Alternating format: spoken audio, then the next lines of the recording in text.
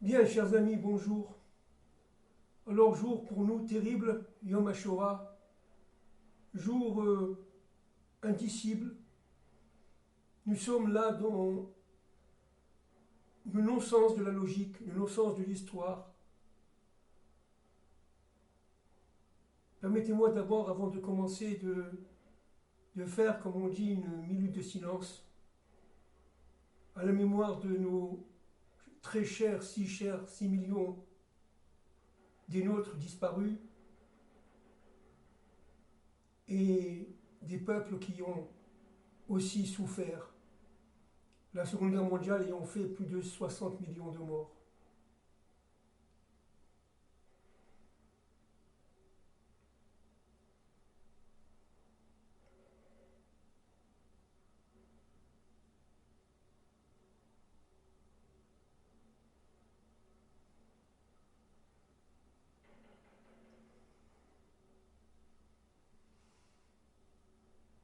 Bien, pour essayer d'expliquer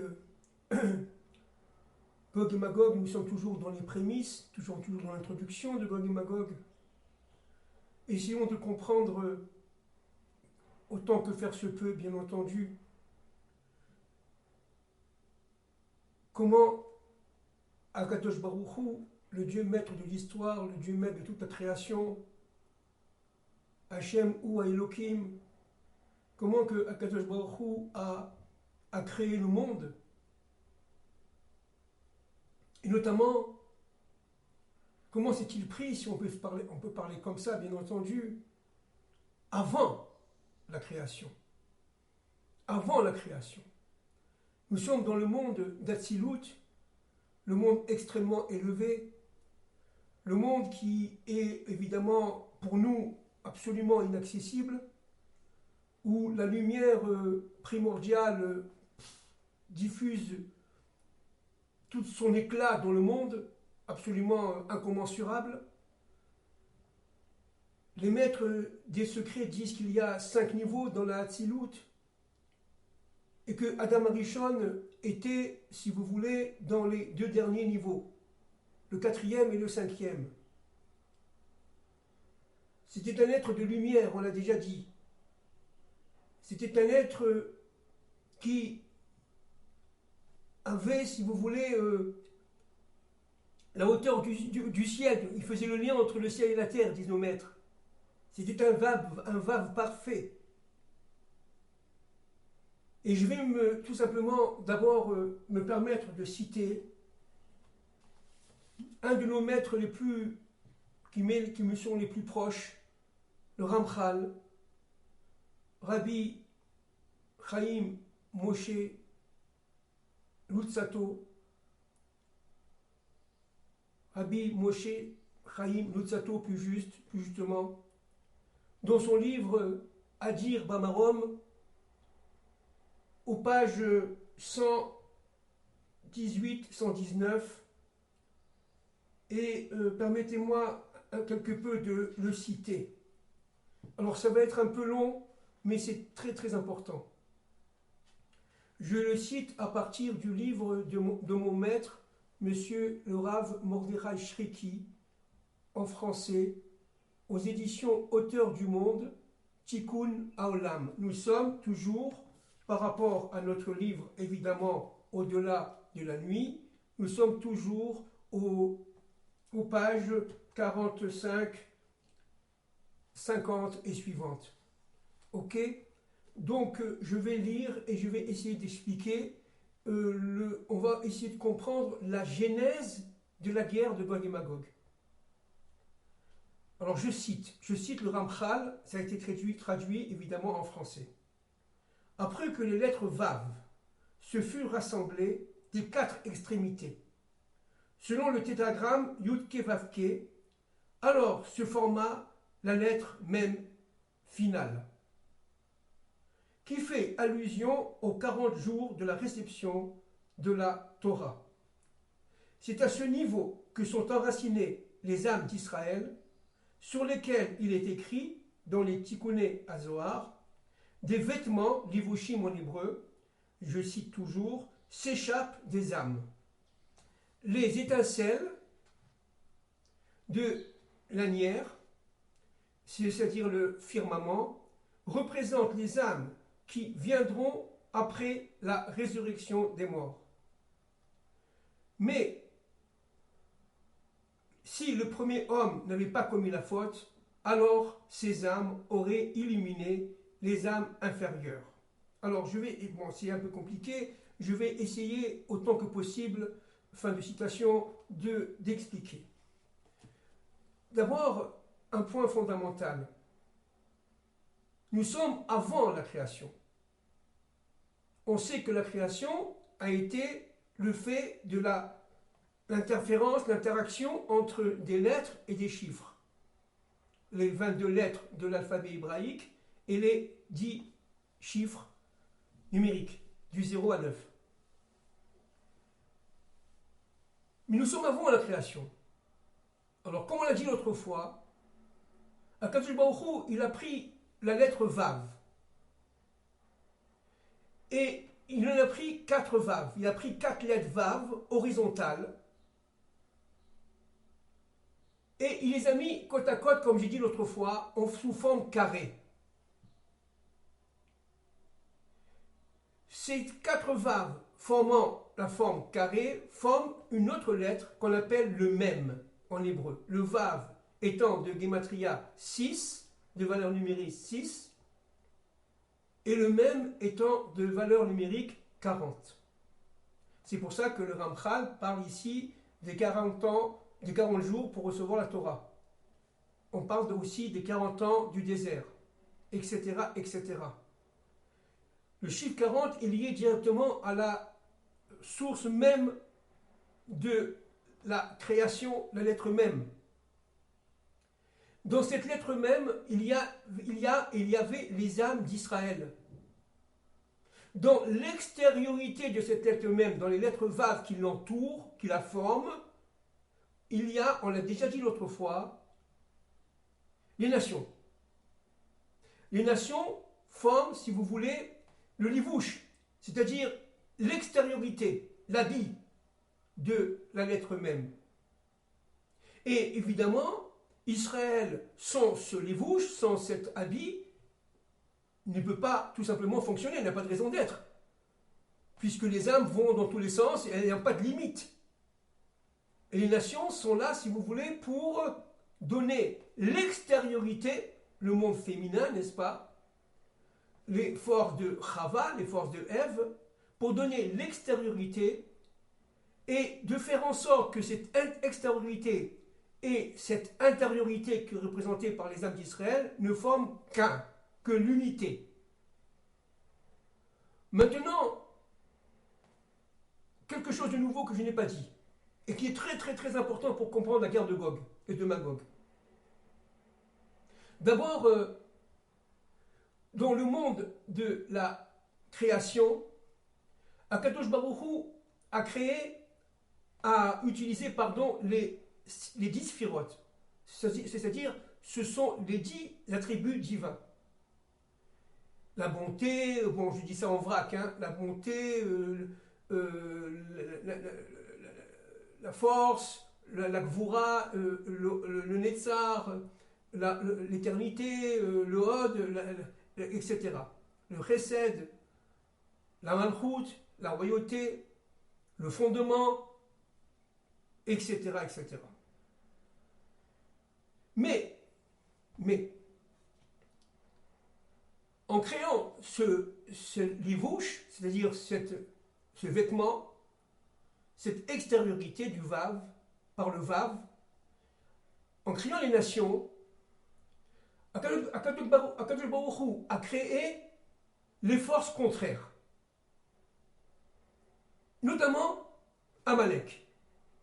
Amalek est une force qui a été créée au même moment qu'Israël et au niveau des nations. C'est pour ça qu'Amalek se sentait capable de remplacer Israël. Ils se sont toujours capables de remplacer Israël et même de remplacer Dieu. Que Dieu soit là dans son monde et qu'il nous laisse tranquilles. Et Amalek va utiliser les attributs divins d'en haut qui vont se répercuter en bas. C'est-à-dire, si vous avez les 10 sphirotes d'en haut pour le bien, ça c'est très important, vous avez les 10 sphirotes d'en haut qui deviennent 10 sphirotes en bas pour le mal. Pour le mal. Vous comprenez? Qu'est-ce que c'est que le mal? Maintenant vous comprenez, c'est un bien qui est inversé. C'est un bien qui est tout simplement habillé de forces obscures, de voiles. Et Amalek représente les forces du mal et utilise les attributs divins pour le mal. Pour le mal. Ce qu'on appelle en hébreu les 10 sphirotes du mal.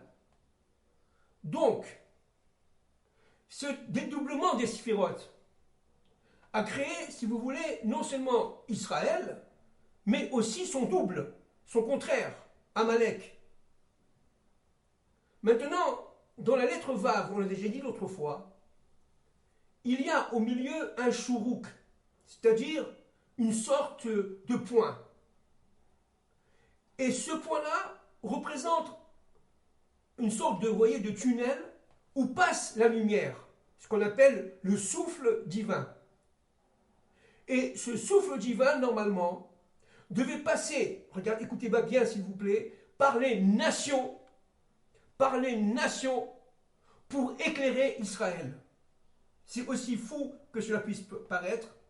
La volonté de Dieu était tout simplement que la femme, les nations, soit la couronne de son mari, Israël.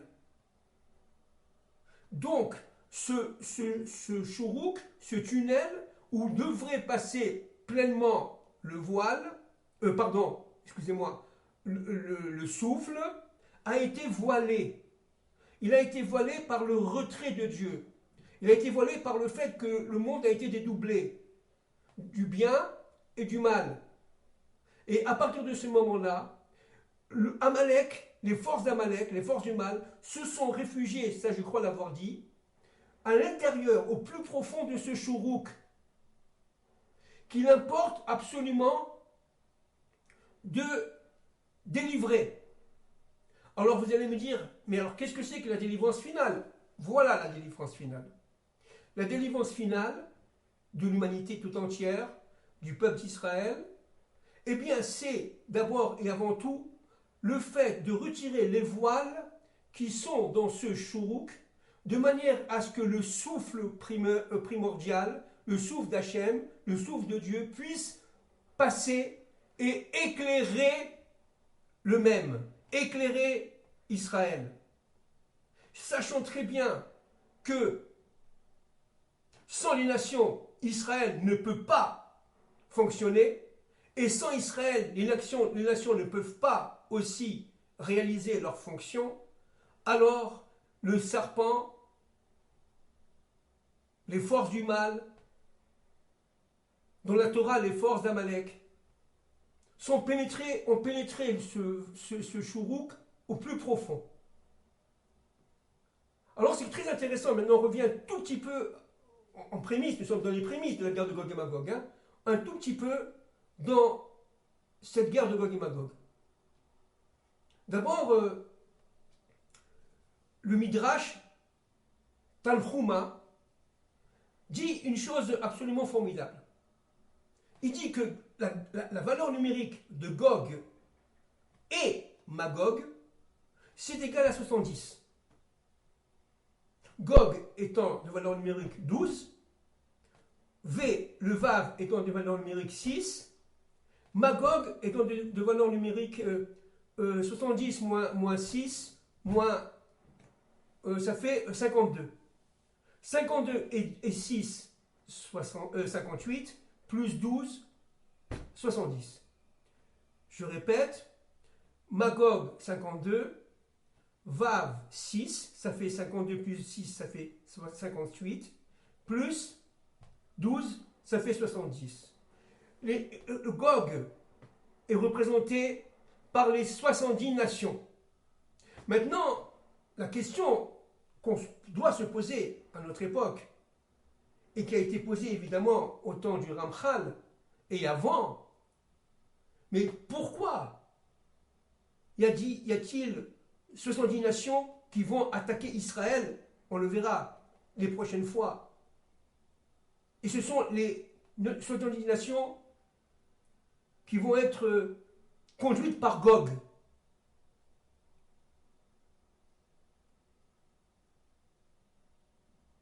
Alors un point très important, et le suivant, maintenant on le comprend. Les forces de Gog et Magog sont représentées par les 70 nations d'en bas, qui sont représentées par les 10 attributs divins d'en bas. Mais il y a aussi les 70 nations d'en haut, qui descendent d'Adam et de Ève, auxquelles se relie Israël. Auxquelles se relie Israël. C'est-à-dire que vous avez ici deux types de nations.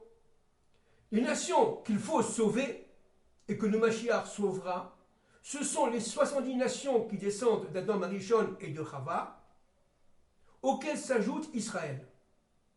Ça fait 70 plus 5, on l'a dit de nombreuses fois, ça fait 71. Plus Hachem, ça fait 72. Voilà les 72 noms de Dieu. Maintenant, vous avez aussi les 70 nations d'en bas, qui, elles, sont dominées par les forces du mal, qui sont représentées par les forces de Gog et de Magog. Ce sont ces nations-là qui vont rentrer en guerre contre Israël. Le but, ce n'est pas de détruire Israël seulement. Le but, c'est de détruire Israël et les nations adamiques. Je répète, ça c'est très important. Vous avez 70 nations d'en bas qui vont se former, on le verra après comment, en fonction des sources, de nos maîtres, qui vont se former pour attaquer Jérusalem, pour détruire Israël. Mais le but, ce n'est pas la destruction d'Israël. Le but, c'est de détruire Israël et les nations adamiques. Vous m'avez compris, c'est très important cela. Israël et les nations adamiques. Donc, c'est le combat contre Dieu, contre le plan de Dieu, contre tout simplement le plan de la création. Il s'agit d'un combat ontologique, d'un combat fondamental, d'un combat cosmique que le Mashiach va réaliser et va réussir, Bezrat Hashem. Seulement le Mashiach pourra le faire. Alors, permettez-moi encore de faire une petite introduction, toujours en prémisse de la guerre de Gog et Magog. La guerre de Gog et Magog est une guerre, on l'a déjà dit l'autre fois, pardon, est une guerre qui résulte d'un certain nombre de conditions qui ont été réalisées. Les premières conditions, c'est la destruction de l'État-nation. C'est ce qu'on est en train de vivre, avec le grand mélange. Les populations immigrées qui viennent partout, et notamment en Europe, mais pas seulement, en Amérique aussi, l'Amérique du Sud, pardon, qui monte vers l'Amérique du Nord, etc., etc. Vous avez aujourd'hui très très peu de nations qui sont protégées de cela. Les forces de Nimrod sont partout. Le grand mélange. Il s'agit d'un combat contre l'ordre primordial, contre le plan divin, contre la volonté suprême. Les crises économiques, les crises sociales, les crises politiques qui en dépendent et qui en découlent sont des crises sous-jacentes, fondamentales, mais sous-jacentes. Le fait qu'il y aura bien entendu une crise monétaire, une crise financière, une crise budgétaire, on l'a dit de nombreuses fois, Et en tant qu'économiste, pour moi, c'est très très simple. C'est très clair. Eh bien, ce n'est que le pendant, que la conséquence de la volonté de ces forces oligarchiques qui se situent je ne sais où, mais qui sont en fait dans leur propre désunion, si vous voulez, parce que chacun voit son intérêt, mais elles sont unies pour former ces forces du mal. C'est vrai qu'elles voient leur intérêt propre, mais elles sont unies pour arriver à un but ultime, qui est d'empêcher Dieu d'agir dans son monde. Ce sont les forces dont nous avons parlé tout à l'heure, les forces d'Amalek, des forces d'Amalek, des forces du mal, les forces du serpent, qui veulent tout simplement réduire le monde à une liberté humaine fondée sur la domination de quelques-uns sur le plus grand nombre. Il s'agit tout simplement d'une contre-révolution contre Dieu. Il s'agit tout simplement d'une révolte de Nimrod qui revient à la fin des temps, on l'a déjà dit. Et pas seulement Nimrod. Les forces de Gog sont les forces de Pharaon qui revient. Pharaon revient sur les forces de Gog. Comprenons bien. On verra après, selon les textes, qui serait, parce qu'évidemment, on peut se tromper, bien entendu, qui serait Gog et Magog. Les prémices que nous vivons actuellement, avec ces révolutions sociales en France, bon, évidemment, la réforme des retraites, bon, ce n'est qu'un petit phénomène qui est manipulé par les médias, c'est tout, pour cacher les vrais phénomènes qui sont cachés, qui sont immenses et qui sont ô combien destructeurs. Cette révolte sociale en France sur les réformes des retraites, ce n'est qu'une goutte d'eau par rapport à l'ensemble. L'ensemble étant évidemment encore malgré tout caché, mais de moins en moins caché entre parenthèses. Beaucoup de gens commencent à comprendre. Et c'est la panique en haut lieu chez ces quelques-uns, chez ces élites. Ne croyez pas, parce qu'ils sont tout simplement démasqués, ils le savent. Donc, et en Israël, si vous voulez, on vit la même chose. On vit des manifestations, des contre-révolutions politiques, sociales, tout ce que vous voulez. La Cour suprême est remise en cause, à juste titre ou non, je ne sais pas. Mais enfin, en tout cas, il y a une révolution ici. Comme en France, il y a une révolution par rapport au Conseil constitutionnel, au Conseil d'État, etc. Comme par hasard, la France et Israël, on l'a dit l'autre fois, ce couple qui devrait se réunir à la fin des temps de l'histoire avec le Mashiach, eh bien, est attaqué de partout. Et c'est pas pour rien. En même temps, de nos jours. Parce que les forces du mal savent très bien que le couple Israël-France, si jamais il réussit à s'opérer vraiment, naturellement, ontologiquement, eh bien, il est tout simplement éternel,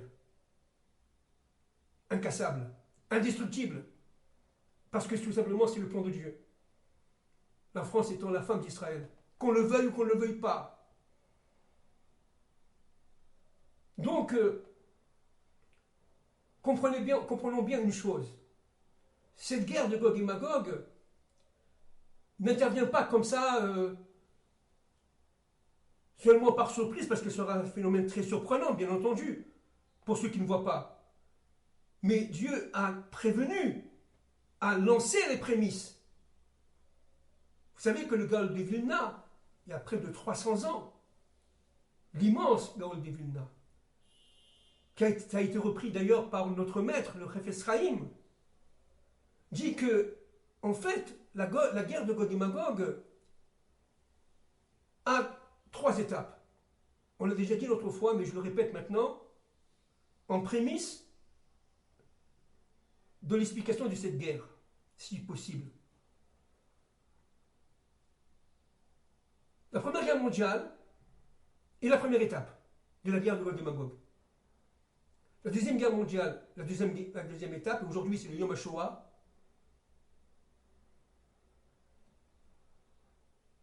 Et la troisième étape, c'est la guerre de Gog et Magog terminale. Alors, il faut comprendre un point, encore une fois, extrêmement fondamental. C'est qu'il y a une dynamique dans la guerre de Gog et Magog. Les trois guerres sont reliées l'une à l'autre. Chacune ayant ses conditions, certes, spécifiques, mais ces conditions sont complémentaires les unes par rapport à l'autre, aux autres, pardon. Hitler n'est pas venu comme ça. Il a été préparé depuis de longues années. La guerre de 14-18 non plus n'est pas venue comme ça. On l'a déjà dit l'autre fois. La fuite en avant de la guerre de 14-18 vient d'abord et avant tout d'une lutte sourde, on l'a déjà dit, on le répète, entre la City de Londres et New York, Wall Street à New York, et la bourse de Wall Street. On l'a déjà dit, je répète, c'est très important. Il s'agit tout simplement de conquérir les puits de pétrole, le gaz, les moyens d'énergie. Parce que sans l'énergie, on l'a déjà dit, il ne peut pas y avoir d'économie florissante. Parce que les coûts de production seront tellement élevés que personne ne pourra produire. C'est tout. Si production il y a, parce que sans matière première, sans matière énergétique, il n'y a pas de production. Le pétrole est partout, vous le savez. Donc, la Seconde Guerre mondiale, c'est la même chose. Il y a eu des prémices.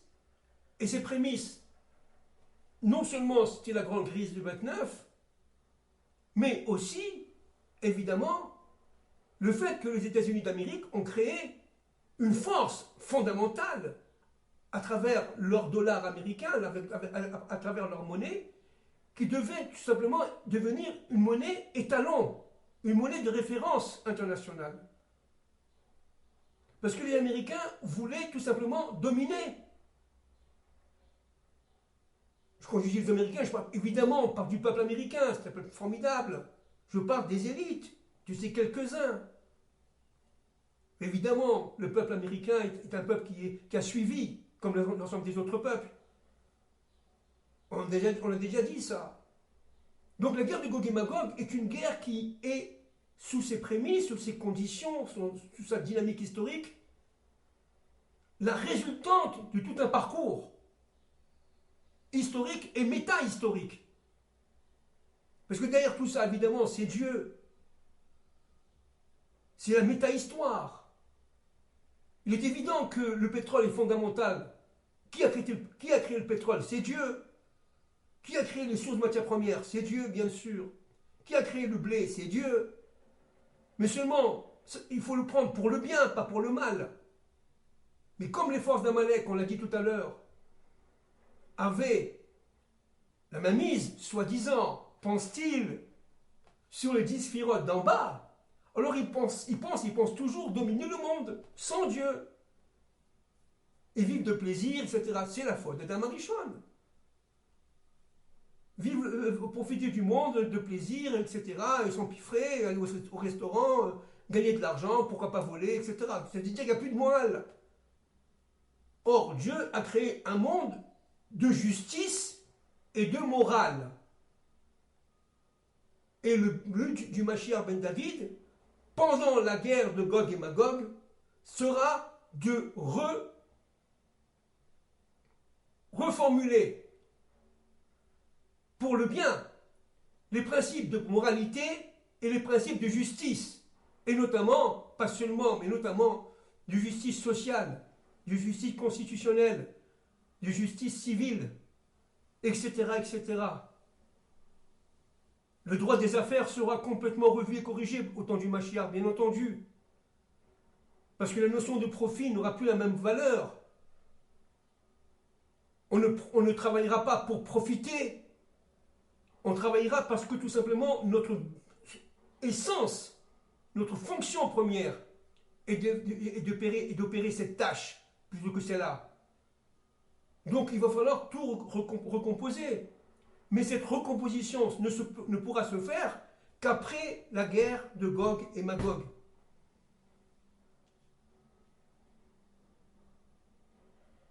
Et pour finir, je voudrais quand même dire un point fondamental.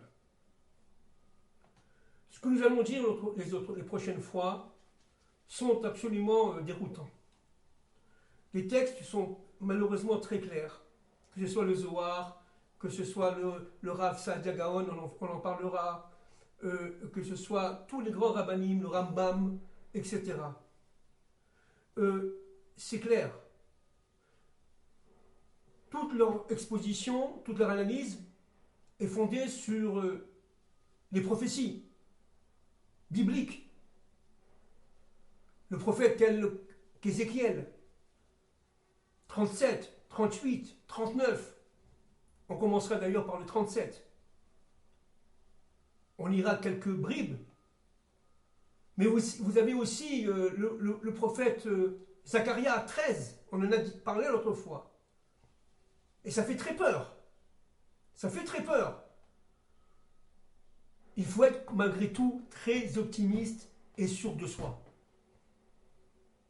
Sûr de notre victoire. Sûr de notre fidélité à Hachem. Sûr de notre foi. En hébreu, on dit de notre émouna. N'ayons pas peur. Surtout, n'ayons pas peur. Restons droits. Restons un véritable vave. C'est quoi un vave? C'est un homme